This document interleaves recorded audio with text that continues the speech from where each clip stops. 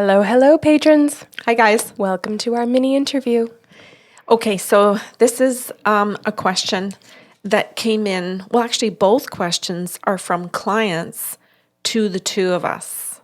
So instead of asking each other questions, these are from these guys. Cool. Okay. So Which is what we want. Exactly. So what the first question is what client requests have you declined? Oh, okay. Ooh. Did you want to go first? Or do you want... girl parties. Oh, yeah. Girl parties where they want to drink their wine and have their charcuterie boards and gab and get drunk. Right. Like, it's so... I totally understand why it's a request, because it's this, like, it's seen in the movies and it's seen as this, like, fun, humorous bonding session. But if you actually look at it, the person who's conducting it is never respected. And the messages are usually dismissed. And it's just not the type of stuff we deliver. Right. So I've definitely declined those many times. That's true. I hadn't even thought of those. Oh, really? And that was the first thing that you thought of. Oh, yeah, because it's the most frequent thing that I decline. That's true. My turn? Sure. Okay. Well, I guess we can go back and forth. I decline clients who ask me to speak to Satan or Lucifer, or who want to know what the messages are from Lucifer or Satan. Yeah. You get a clientele that I've just never seen. It blows my mind sometimes. That's true. And it shocks me too. I wonder what happens. This is going to come out all wrong, but I mean this very sincerely. I wonder what happens when they look on the website and go, I'll go to her and ask about Satan and Lucifer. Well, some of them don't go to the website. Fair enough. They go to Yellow Pages where it's just listed as psychic. It's just listed as that. But anyway, any kind of conversation where they want me to explain or engage, and I don't explain why. I just simply say to them, I am not able to help you. Are you on the same message? Yeah. About Lucifer and Satan? Yeah. Yeah. Because they often want an engagement in that conversation right away. And I have boundaries. So I will just say, I'm not answering that. That you need to speak to someone who can help you. And I word it that way because some of them have said things like, well, fine, then I'll call a priest. And and I refrain from saying you should call a psychiatrist. Oh, yeah. Or because I do believe they do need that, but they don't want to hear it. So I just say, I hope you get the help that you're looking for. That's very diplomatic. Uh-huh. Is it my turn? Yes. I just had one. I decline, and I would say this for either gender, but it mostly happens with women. I decline clients who ask me what their ex is up to. Yes. Unless... Explain that a little bit, yes, though. actually, I know what I you will. mean, but... I decline people who ask about what their ex is up to because they are, on some level, obsessed with them or dwelling and want to know if they're happy or if they have someone new, where the message really doesn't involve them or need to affect them, where it's just really none of their business. And I hear the guides say, no, that's crossing a boundary. I have channeled for people who have asked about their ex just to check in with the spirit world to know that they're not being followed or that they're not in harm's way. So if there's any legal matter where it's ethical to say you're safe or you're not safe, I'll give that. Again, as long as the guides say so. But I've declined many people who ask, I'll say for fun, although I don't think that's fun at all for the person, to say like, well, is he happy? Are they going to get engaged? Well, are they having sex yet? And it's just like, you called the wrong person. Yeah. It's a lot of pain in that. They're still in so much pain, eh? Yeah. Okay, another one that I've refused. I remember a lady who just wanted to know the medical intuitive for her neighbors. Are you kidding me? I'm not kidding. Ooh. What, is she harvesting kidneys? And I said no. And I did ask the guides. I don't mean that I say no because I have control Yeah. or I want to say I can use these gifts and wield this power over you. I don't mean that. I asked the spirit guides because I thought, well, maybe she's concerned. Maybe there is something that's suspect, you know? We do hear of things where neighbors can be beneficial to report things to the police and Oh, yeah. stuff. Yeah. But when I checked in with the spirit guides and said, do I do this? They were like, absolutely not. Then I got nothing. The guides say no, it's no. And then I trust that her intention isn't right, or the guides wouldn't have said, absolutely not. Oh my God.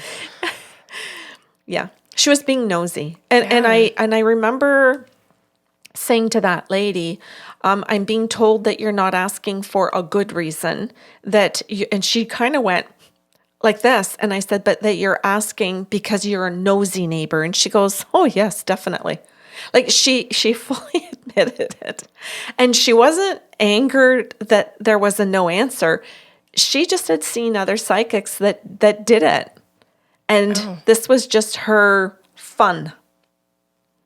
And the guides were like, no, we're not doing it. And I thought, I remembered thinking, well, why do my guides say no, but some other psychics guides think, yeah, sure, that sounds like a good idea.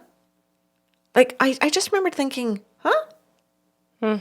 Why would somebody else's guides say yes to that? But anyway, I'm really happy with my guides and what they say no to. Yeah. Absolutely not. Cool. Yeah. Moving on.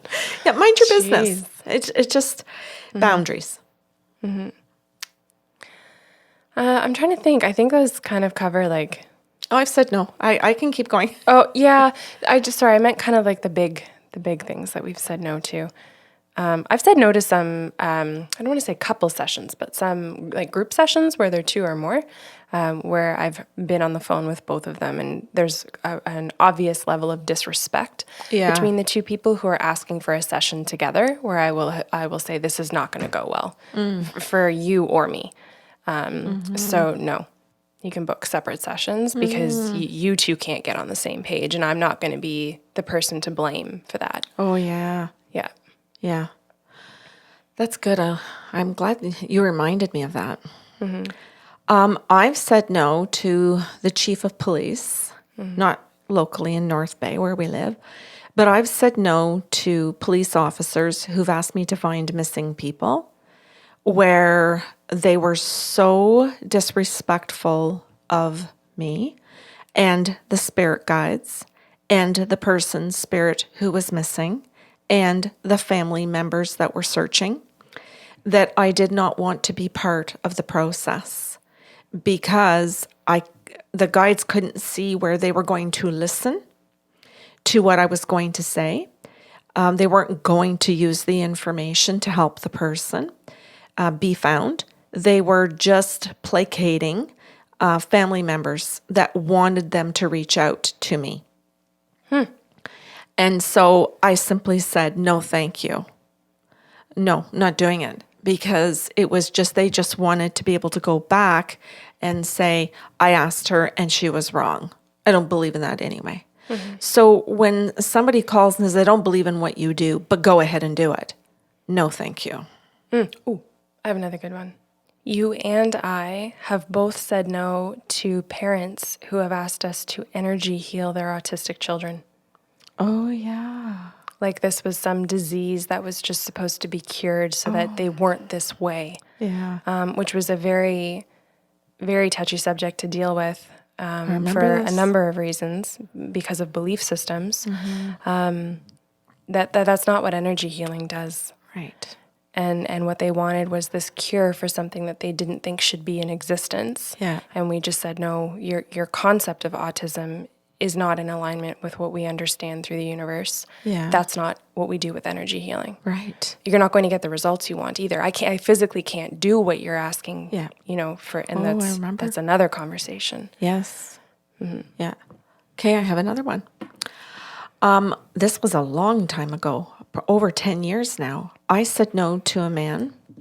If I say from San Francisco, you're going to know exactly, that asked me to get into his wife's mind and manipulate her thoughts to make her come back to him to obey him because I was a good Catholic girl. Yeah, I thought that was hilarious because I wrote your bio on the internet. And I don't know if it's still the same one that's up there, but for some reason, I had written at one point that you were a recovering Catholic. Well, And no, he's- this was the bio that you wrote for me about 14 years ago. I was still married. I was doing a radio show with Kenny Brewster Yes. for Clark Marketing. And at that time I was married. So the bio read that I was married, had two children, and that I was raised by this Catholic family at were this as Catholic good as a funeral home. Republican. Yeah, and I was this good girl. Family values. Yes. And so he read that bio because it's still on the internet under that old radio show, Positive Energy with Karen Sarlo or something. And he had read that.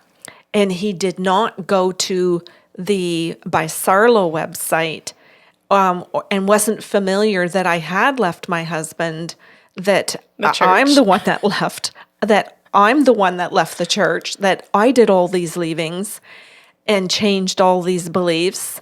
And so he thought I would be the perfect person to manipulate her thoughts and make her obey, because that's what good Catholic girls do. They get married and they obey. Interesting. I wouldn't have thought that he would see that you have your own show and assume that you were an obedient woman. I don't know. He saw what he wanted to see. Yeah. Anything That's else? enough. That's enough? Okay. Let's go to the next question before our audience is like, oh, God, I can't handle these questions today. I'd rather weed the garden. No, it's our espresso group and hire. They're laughing with us. Okay. I hope so. Okay. This one is, what's it like to work together? And then there was another question that went with it in the email. So I'll just put it out there Sure. because this might be beneficial too. What work do you do together? Oh, So I thought, oh, that's cool because, the people that are in this group listening to this know that we run Patreon together, that we do journeys and that we teach together. We do podcast shows together. We do an evening with mediums together. So we channel together.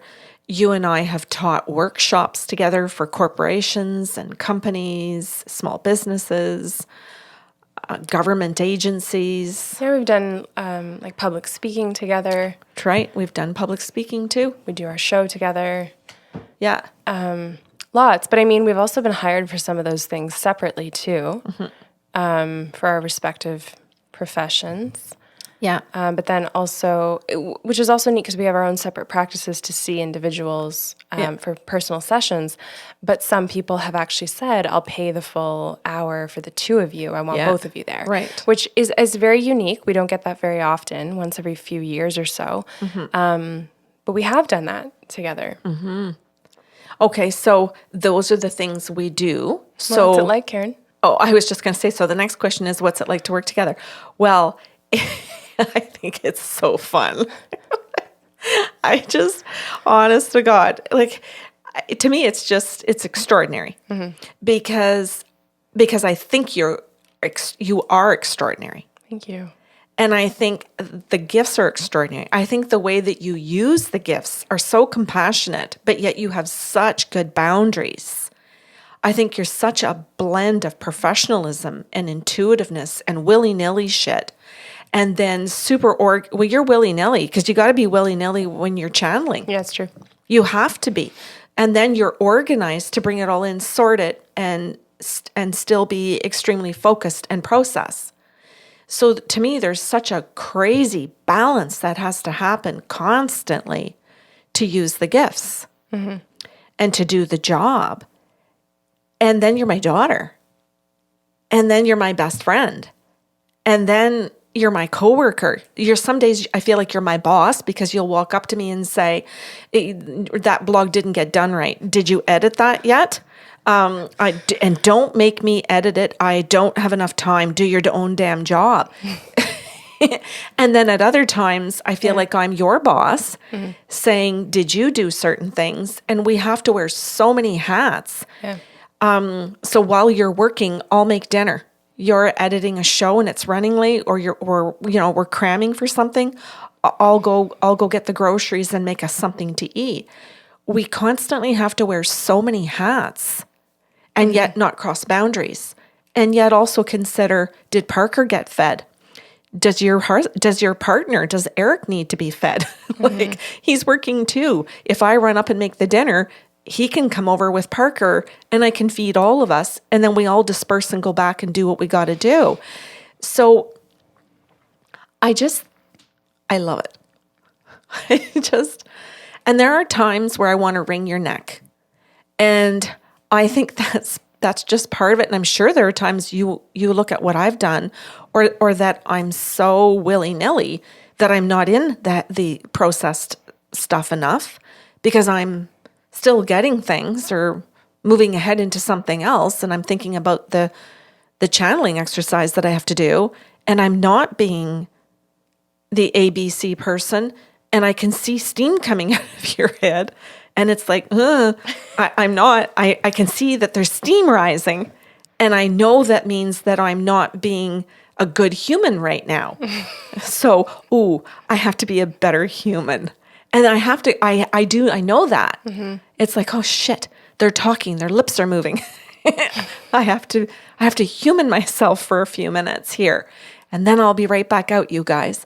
So I think it's messy and amazing and organized, and it's a whole bunch of shit. It's just fantastic.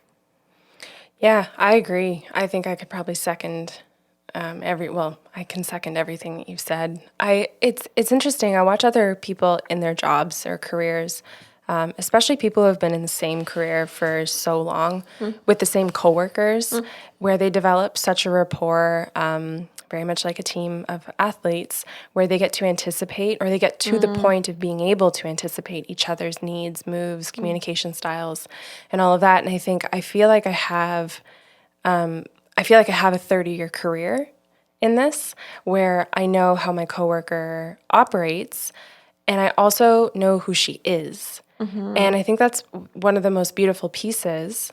And when I say that, I mean, like, when you say something that pisses me off, or you say something that makes me like anxious because I've done something wrong, or maybe I have crossed a boundary, there's so much history and rapport of knowing who you are and where your statements come from, that even if I'm not in the mood to hear it or the right emotional state to hear it, I can always fall back and rely on knowing who you are, and that the communication is still safe.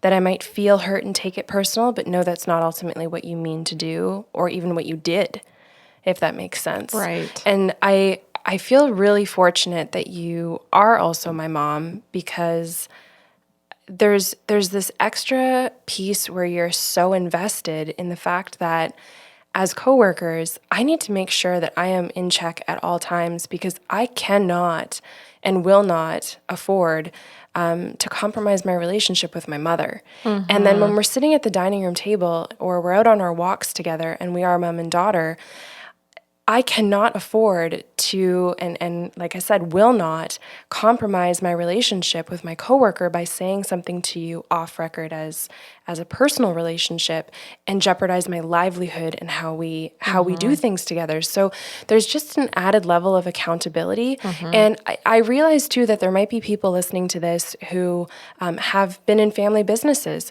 but have never operated like this, and took advantage of the fact that dad's my boss or my brother's my co-owner, and we can talk however we want, because at the end of the day we're still brothers, and it's like, well, I don't think we ever treat each other like that, because it's always relationship first. That's true. And I yeah, I certainly never take that for granted. I think it holds us to a different standard for each other. I don't mean above other businesses. I love that. It makes work more fun, I think, too. It makes it more energizing. I am very grateful that you've let my dog be a part of our work environment too, because I think, and as many people know, you get excited to bring your own dog into a work environment, and your coworkers don't appreciate it so much. Yeah. Right, and it's just like our environment keeps changing and growing, but it's just us. And I think on some days there's a comfort in knowing that it's not just on me to make a decision. But on other days, it's really exciting that there are two of us, because it's a more creative and fun process. And it's only the two of us. We don't have 6 other people or 20 other people to please. I think we're going to take it at all different angles and say how fun it is. Yeah. That we share the same humor, or that we can really turn to someone and say, like, that's not funny, or I'm not in that funny mood today. Yeah. I'm taking that too personally, and even though I know you didn't mean it, I'm not there. Yeah. Like, there's so much fluidity that, just makes things really wonderful. And I love too, like, who else can say that they can walk up to their boss / coworker and say, yeah, I don't really like this task anymore. I don't want it. Do you want it? Yeah, we've done that. Yeah. Or we sit down each Yeah. month and I'll say, like, hey, are you still okay with your role in terms of our content for Patreon? And you're like, oh yeah, I love it all. And I'm like, okay, good, because I don't fucking want your pieces. I think that's pretty great. And I didn't always like all of the pieces. I just knew that you were doing so many other pieces that I should pick up some other ones. And so when I first started to, I thought you were the writer. And you are the writer. You are a beautiful writer. Thank you. And I'm not. And so for me to pick up a blog was terrifying. I just thought, why would I blog? But I've really tried to be present in the blog, and now I enjoy it. I don't know that I'm still any better, but I enjoy it. Let's set the record straight here. I never asked for a blog. No. You literally said true. this year, and this was a couple years ago, this year Got I'm going it. to challenge my fear and I'm going to write. Right. I'm going to make a blog. And when we started Patreon, which was about a year after that statement, Yes, this is all true. I said, are you keeping up your blog? Do you want to put it as a part of Patreon? Do you want to let it go? It doesn't even have to come on our new revamped website if you don't want. And you're like, yeah, we'll keep the blog. Yeah, it's a challenge. It's true. It's a challenge for me for growth, because of what I believe of myself, to see, is that actually true? I believe this of myself. Is it true or false? Yeah. And it may present that it's true. I'm not a good writer. But does that mean that I would stay that way? Might it be that over years that I grow? It could be the first 5 years I'm terrible, or the first 10. And then all of a sudden I hit it, and all of a sudden I'm a decent writer. I do want to say something at the risk of this coming out terribly wrong. There's also the component that, or the concept that you may never grow as a writer, people in general, not just you, but that as people listen to the podcast show and hear your voice and the way that you talk, you don't ever need to become a better writer, because the stories that you tell are very personal, or the experiences that you share are. And so in the writing, it sounds like Karen talking. Yeah, that's what I want. Yeah, and so if it was submitted via print to, some journal that you wanted to publish in, they may say no every time. But to someone who knows your stories, your personality, and enjoys those things, the blog's perfect. Good. Yeah. That's good. We got sidetracked there. I know. Anyway. It's great working with you. Which now they're watching exactly how we work together. We get sidetracked, we laugh about it, and then we get back on track. Yeah. Repeat. It's good. Yeah. Cool. Are there more questions? Or? Nope, that's the 2 for today. Oh, okay. Awesome. Well, thank you to whomever submitted those questions. I know you prepped that and wrote those down for us today. If you have questions or comments for us, you can email us at info@bysarlo.com. We're doing this every single month for you guys, and we would rather answer your questions than make up ones for each other. So we look forward to those each month. Have a great day.